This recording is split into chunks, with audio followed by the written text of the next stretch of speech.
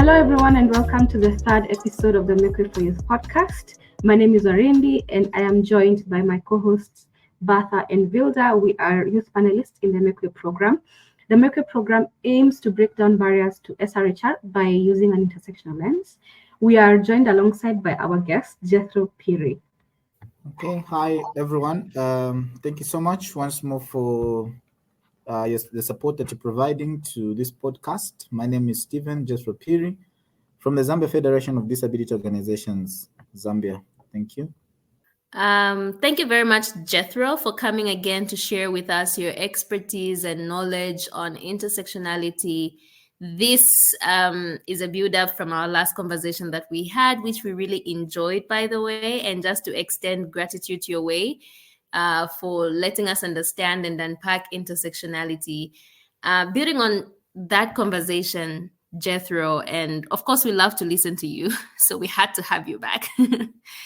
Building on that conversation, we were discussing what intersectionality is, but for the sake of our colleagues who can be joining us today for the first time or listening to the podcast for the first time, could you, in one sentence, share what intersectionality is?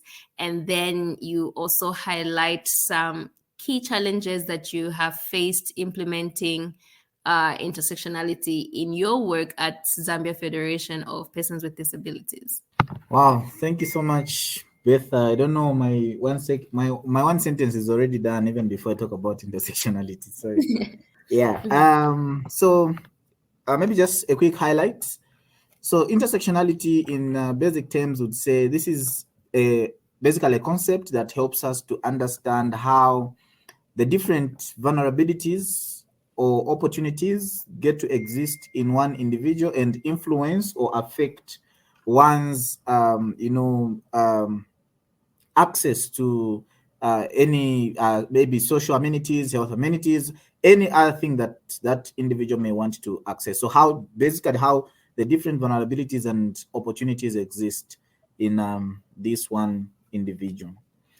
Mm-hmm. And maybe just to bring it home to the way we actually get to work around or implement the intersectionality concept in the different spaces that we get to work with.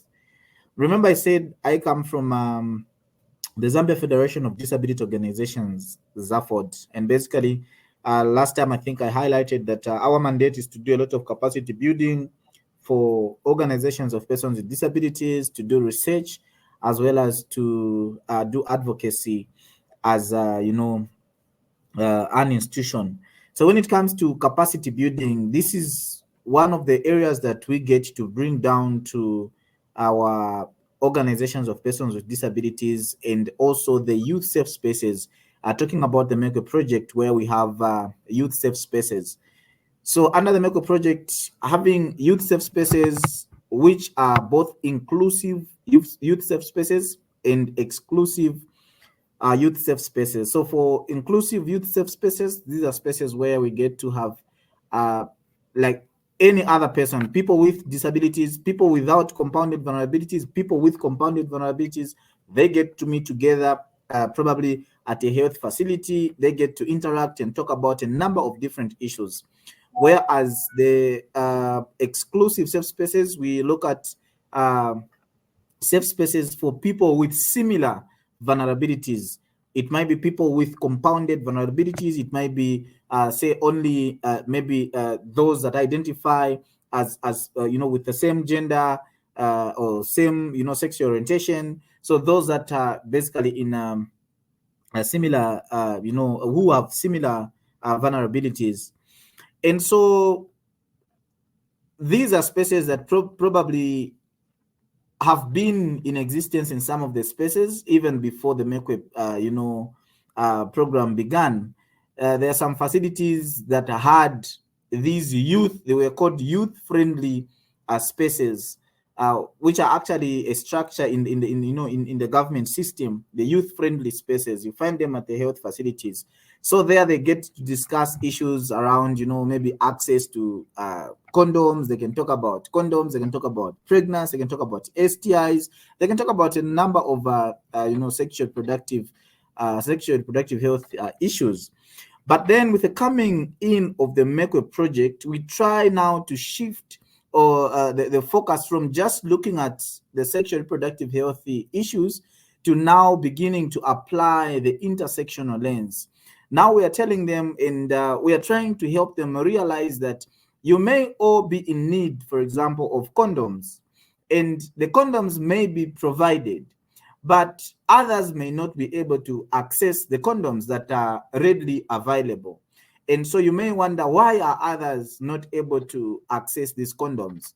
And if you don't apply the intersectional lens, you may not really understand the nitty-gritties of why others are not able to come and access the condoms that are already available, or the contraceptions that are already available at a facility. Sometimes you may say this is a youth-friendly space, as you may call it, but you may wonder why other young people are not coming to the space, even when you call it a youth-friendly space. So with the concept of intersectionality, it helps us now to understand further, because now we begin to look at the different vulnerabilities. We begin to look at individuals as individuals. We don't look at individuals as a group. We want to look at each individual with their own uniqueness and their own life experiences, and then we get to see how those different factors actually affect their access to sexual reproductive health rights and services. A very good example is one of the spaces that I work with is Kanyama Safe Space. It's an inclusive safe space. We also have an exclusive safe space. So in one of my days, I actually went there. Sometimes I just go there even without a program from MECWE. I go there just to visit and just to be part of the team. And I found them discussing about pre-exposure prophylaxis and post-exposure prophylaxis. So this is a conversation that probably they may talk about pre-exposure prophylaxis, PrEP, and this is a session that they are facilitating amongst themselves with their own space leadership. But they did not look further or beyond that conversation, beyond the access, beyond just the understanding. And I brought in the issue of intersectionality, where I was trying to help them, understand that I gave them a very good example of saying, if we are to have this PrEP and PEP available at this facility, so Kanyama is in, I would say it's an urban area, but it's an area that, how would I put it? But how would we refer to Kanyama?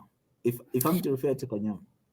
We would say peri-urban. It's like a very densely populated area with some what we would want unplanned settlement to some extent. Yes, there's a lot of unplanned settlements. There's a lot of young people who are not working. It's densely populated. All sorts of things that you can think of. Talk about cholera, you definitely refer to Kanyama. You can definitely link it to Kanyama.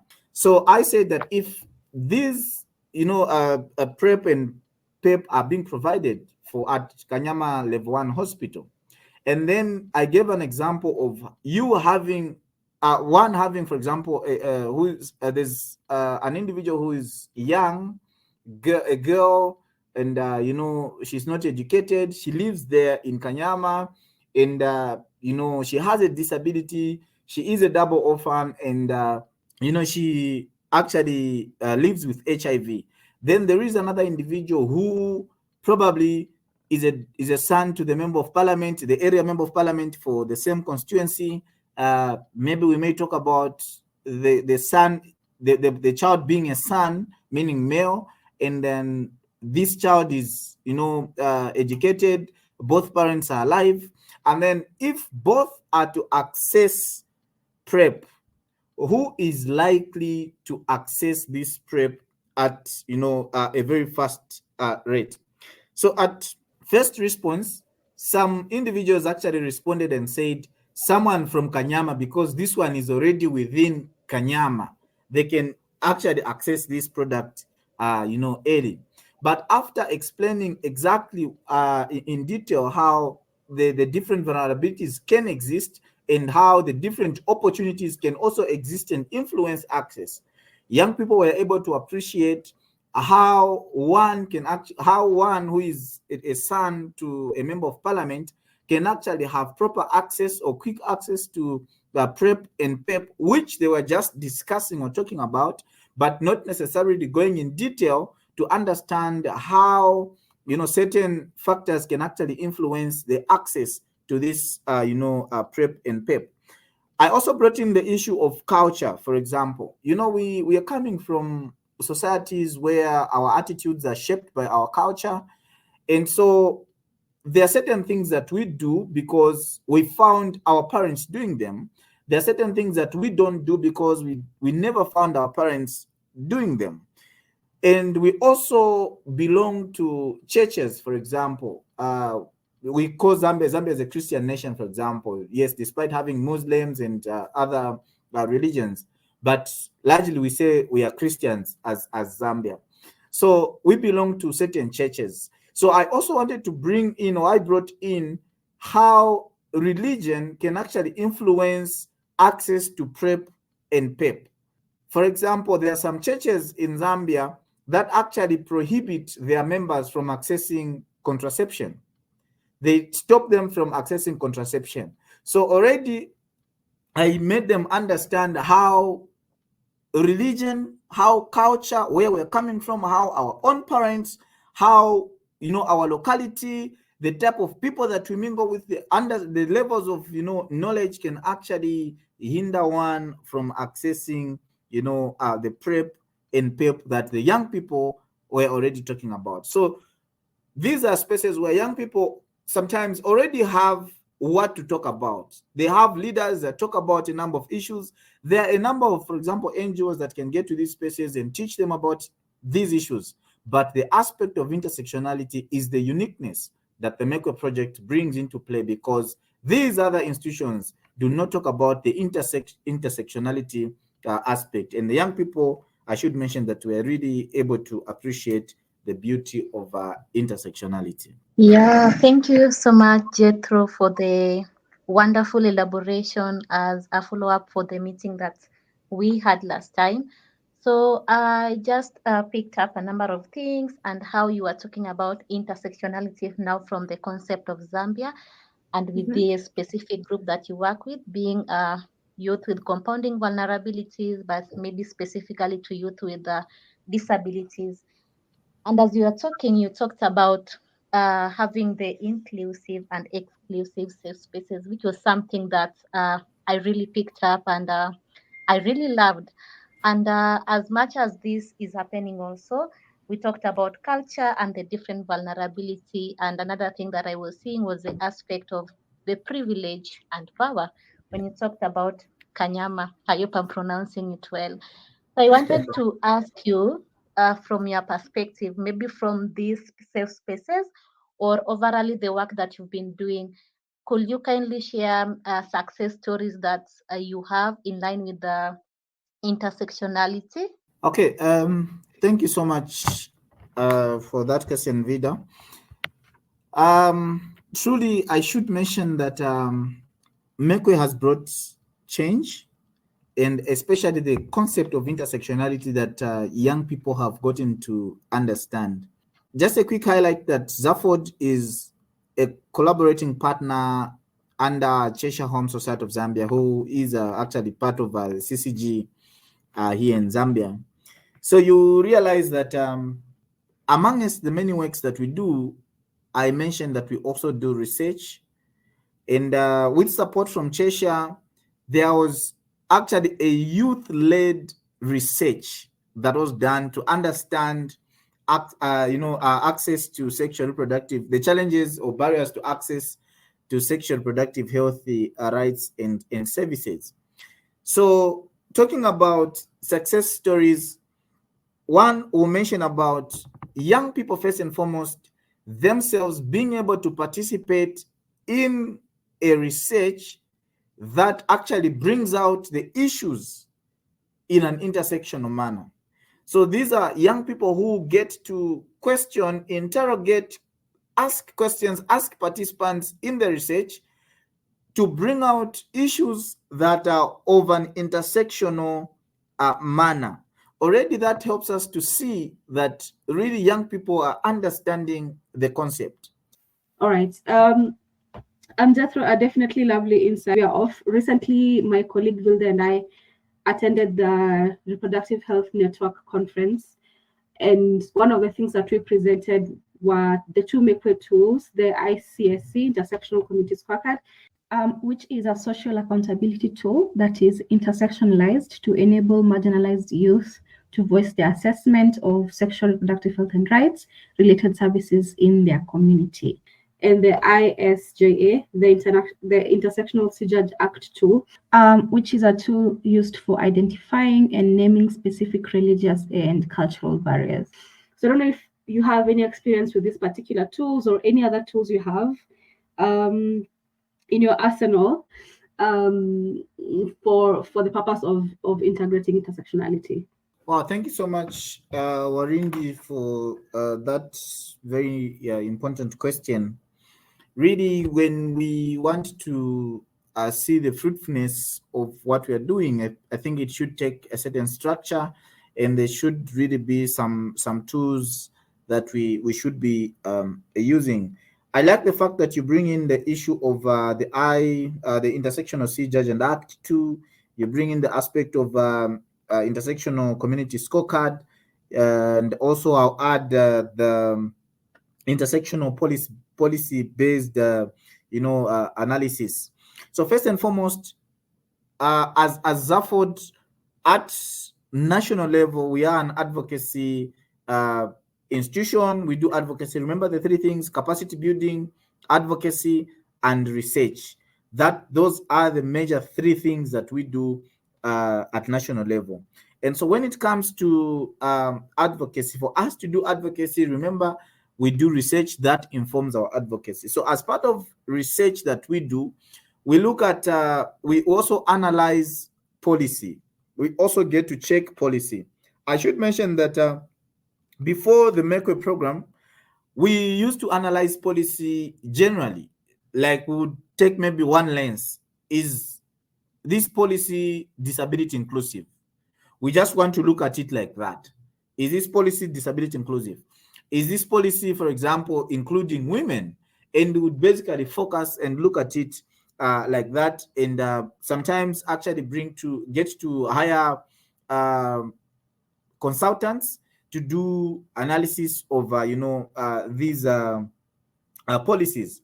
But with the coming in of the MECWE program, and I must be glad that we also underwent again a train of trainers in these tools, and I think we were together with Vida in Kenya, I think last month. It is important for me to also mention that with the coming of the MECWE project, there is a shift in terms of how we are actually analyzing and looking at these policies. If we are going to look at, for example, the systems that actually guide or govern the running of these facilities, if we are to look at how, for example, the safe space itself is being run. Remember, I talked about how we get these young people with disabilities to also begin to step into leadership. If, for example, at a safe space, they have a structure and they've told themselves, okay, with this our structure, what we are going to do is we are going to have a chairperson, a vice chairperson, a secretary, and a treasurer. Now we get in to help them understand the importance of being all inclusive. Great. Thank you so much, Jethro. It's really interesting and enlightening to hear how you're using the toolkits to plan or program in an intersectionality way. For those who are listening, you can access these tools on www.mecwe. So it's mec-way, and you will be able to find the toolkits there. There are more than 5, 8, 9 toolkits that you can make use of. And if you want your organization to go into full-blown intersectional programming, please do make sure you make use of those tools, but also you can reach out to us. We can discuss further, and we are happy to collaborate further on the MECWE toolkits. Just to reiterate on where you can find more information on the tools, the MECWE program, and also contact us. You can do this through the website, which is www.make-way.org, and contacting us via email, info@make-way.org. Okay, Jethro, in 10 seconds. No pressure. For our last question, maybe you can tell us what advice you would give to an organization that doesn't implement intersectionality in SRHR, yet it claims to be an SRHR programming institution or an NGO that commits to gender equality. Go ahead. I would actually say then you're not in full you're not actually implementing full sexual reproductive health rights and services, because you cannot talk about intersectional or inclusive sexual reproductive health rights and services if you are leaving a certain group behind. And therefore, for those organizations that are not using the intersectional intersectional lens, so to say, in sexual reproductive health rights and services, I know probably you're not using it because you've not come across it. And I should be able to mention that we are very, very much open. And I am a trainer of trainers who can actually reach out and be able to provide a proper training for you. I'll be able to, you can actually get in touch with the lead on this podcast, and we'll definitely be able to provide a proper training for you in intersectionality and many other tools that can help you and the organization to be able to be so much inclusive and be able to leave no one behind. Thank you. All right. Thank you so much, Jethro. Always lovely to have you on the podcast. So thank you very much for listening through up to this point. We hope you loved this particular segment and that you've already listened to our previous episode that this is a follow-up for. And definitely catch us on our next episode where we're going to interview Reverend Adera on sexuality, religion, and SRHR in Africa. So asanteni sana, kwaheri. See you next time. Bye. Bye-bye. Bye.